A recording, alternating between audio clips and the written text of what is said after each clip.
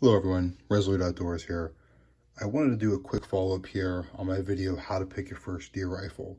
So today I wanted to go over a basic field dressing kit for when you're deer hunting. Now a little bit of ground rules about this. This kit is designed for day hunting only.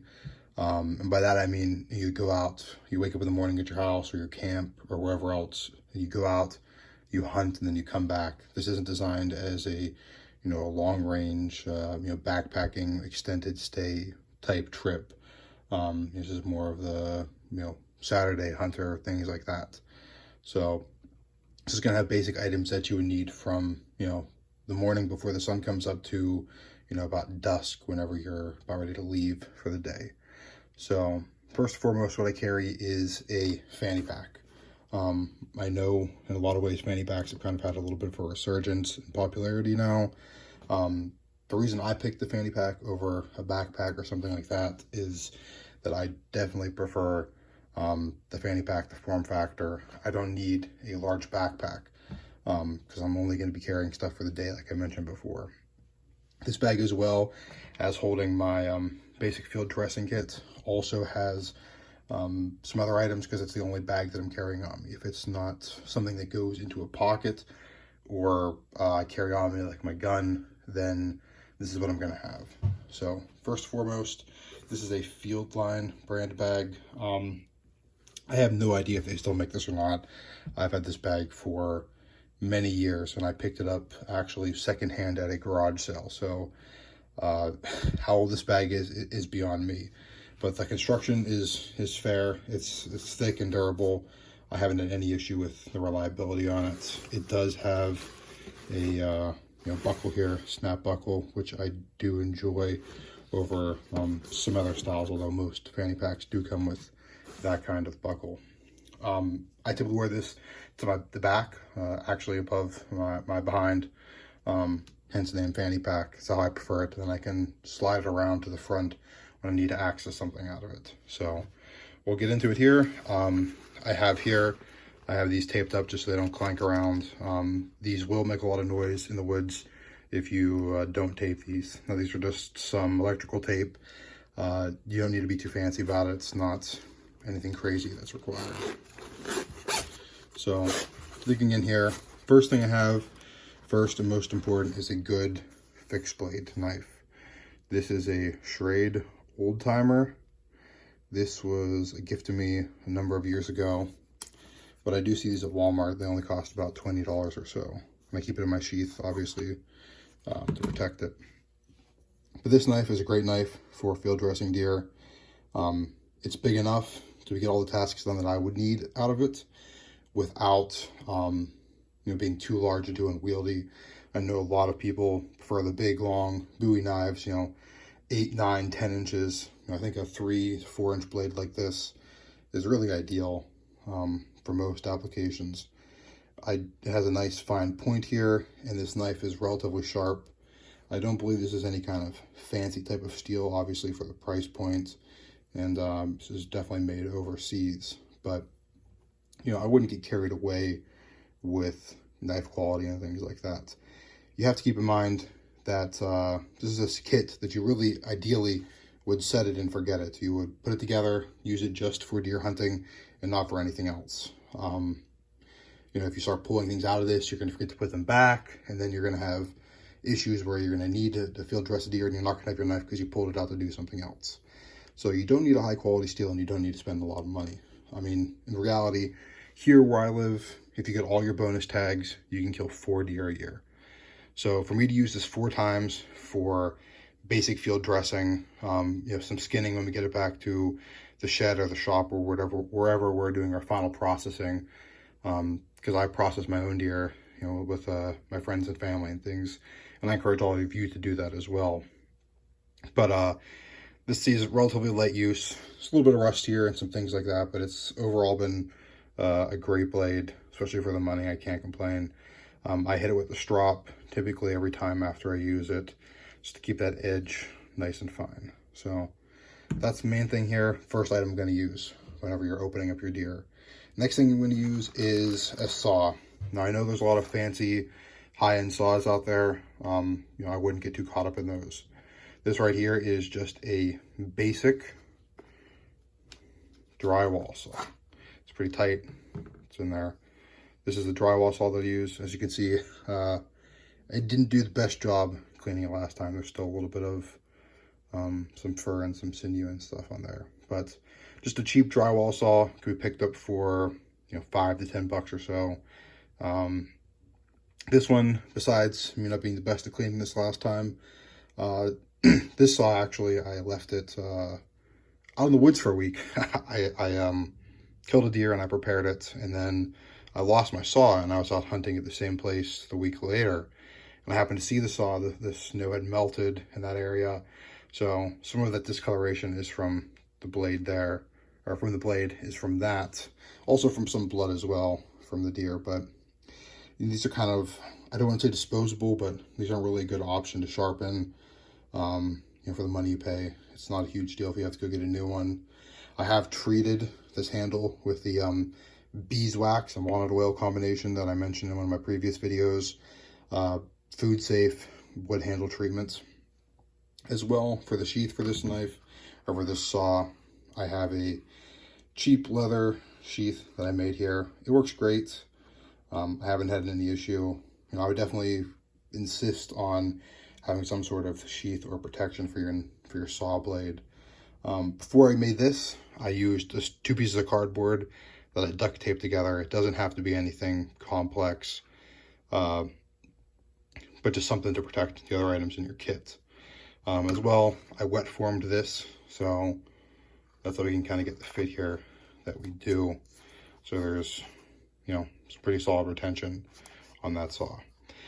I wouldn't get carried away with the saw. I know you can buy some kits with some fancy saws, spend a lot of money, but you go to your local hardware, especially with lead times on shipping and stuff like that, with everything going on in the world. Go to the hardware, pick up a drywall saw, and you're good to go.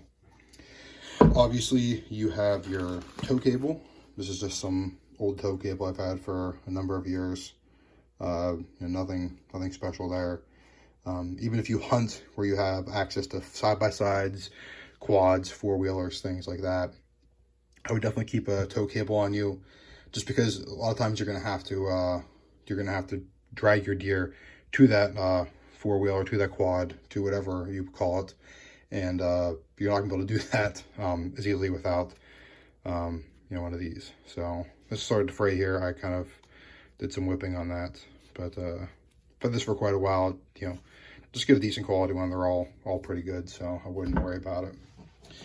As well, along with processing your deer, I have some gloves in here. I have these in here just because I want to protect these a little bit more in case a saw or something opens up. But I'll set these aside and I'll show you what I keep in these normally. I've recently moved to these, which are actually kitchen gloves. They're longer. They have some grip on them. Don't laugh. They do work very well. They kind of give you some more protection here. And the big reason I prefer gloves, I know some people might not use a glove, is if I'm hunting or I'm processing a deer in the woods, I don't want to get my hands covered in blood and become slippy or slippery. Just because it can be dangerous. You're using a sharp knife, a sharp saw. You don't want to cut yourself and you get all that, deer guts and bloods and everything else inside of you.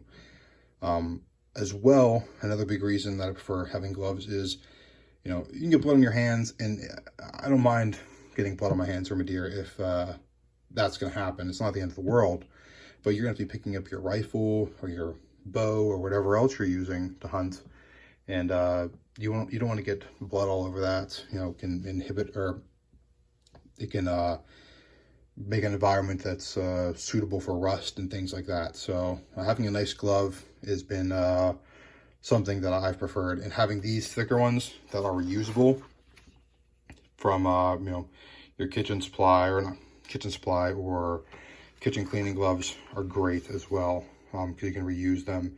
Especially, I know gloves are tough to find right now with everything going on, so they are nice to have. And they're longer, so they can kind of go up your wrist more. If you're wearing a watch or something like that, so you can cover up your watch, and protect your lower sleeves too, so they don't get bloody and blood stained. Like I said, you're hunting, it's your hunting clothes, so it's not the end of the world, but if you can avoid it, why not? Also, on another note for gloves, you don't have to use gloves like that. You can use, you know, these just cheap disposable gloves. There's the latex and non-latex varieties. Then you have these here, which I have used. These aren't ideal. These are like lunch lady specials, basically. They'll work. They're better than nothing, but they're definitely not preferred. Just as a nice little side note there. Also, as well, for field dressing, I do carry a gallon bag. The reason I carry this gallon bag is if you want to keep the heart or the liver, you know, you can use your gallon bag to store those. Now, I don't use those every time, and I don't store them all the time, but I always like to keep a bag in case I feel compelled to, just because I can't take them home if I don't have a bag. So if I have the bag and I don't use it, it's not the end of the world. So that's why I keep a bag with me. So that's everything that I would use for field dressing. You know, I don't use any of the other fancy tools. I know you can go buy these like 4, 5, 6 piece sets, things like that online. You know, just your basic knife, basic saw, some gloves, tow cable, and a bag will serve you plenty well. Another note I forgot to mention about knives is that the reason I prefer the smaller knife as well, on top of controllability and everything like that, is you're not dealing with too much blade that you might puncture the stomach or an intestine and get all that bile and everything all over your meat. You know, that's just, it's gross, it's annoying, and it can be a hygiene concern at some point as well. So moving on, that's everything that I keep in this kit for actually field dressing a deer. As for other things that I carry with me typically just throughout the day, because this is my primary bag for hunting, is I carry a flashlight for when I'm walking in the woods. You know, I would check your batteries on these every year, every season before you start. This is just some Die Hard brand. I bought this at Sears when our local Sears was closing. I've been relatively happy with this. Hasn't been an issue with this flashlight. I know some of the Sears products can kind of be hit or miss, but I've been relatively happy with this one. It served me well. It's a good size. It's not too small that I lose it when I'm trying to walk in the woods, but not too big like this Die Hard. This is obviously too big for hunting, too heavy as well. So that's not a bad option as well. This is not a bad option. That other one over there that I just showed is too heavy. This one's pretty heavy too, but for the money I paid for it and for the size, I'll accept the weight. Also as well, I typically keep a pack of hand or toe warmers in here. I picked these up for like 50 cents at some point. They're okay. I've never been a huge fan of these, but I like to have them. I typically actually use these feet ones. I got a good deal on a bunch of them a year or so ago. I use them for my hands, so they're all right. They work fine. They actually have an adhesive on the back, which is great if you're using you're putting these in a pocket or something like that. You can actually stick them to the side of the pocket, and then they won't flop out when you pull your hands out of the pocket. One other thing as well, last thing I keep in here is just some antacid. If you've ever had heartburn and you're sitting out in the woods, it can be pretty rough. You don't want to have heartburn when you're hunting. When your mind's kind of not distracted, whenever you're just sitting there thinking about life in general and you're hunting, you know, heartburn can really be annoying. So that's basically what I carry in here. I will carry a bottle of water as well, and I also will carry a lunch if I'm hunting that way. Typically, I don't carry a lunch because I'll go back to the car or go back to the shop or wherever else we're hunting out of, and I'll, you know, enjoy some fellowship with some friends and family. We'll eat together, so I can leave my lunch in the car that way. I typically prefer that, like I said, just for the fellowship aspect of it. But there's plenty of room in this bag for a nice bottle of water and a lunch as well. So to each their own. But overall, it's pretty simple here. I wouldn't get too carried away. I know a lot of people get caught up in buying the fanciest kits, you know, spend 40, 50 bucks, if not more, on some fancy kit from Amazon. And there's nothing wrong with that. There's nothing wrong with investing in quality tools. I mean, I've talked about that before on this channel, about investing in quality products. But when you don't have to, especially in a time like this where there's a lot of people that are new to hunting, trying to put some meat on the table this year for their friends and family, with everything going on in the world and all the uncertainty, there's no shame in buying something that's a little bit more affordable, a little bit more within the reach for the common man. So you kind of see everything laid out here. Relatively simple, relatively easy. So this is Resolute Outdoors, everyone. I hope you enjoyed the video. Please like, share, and subscribe. And until next time, I will see you guys.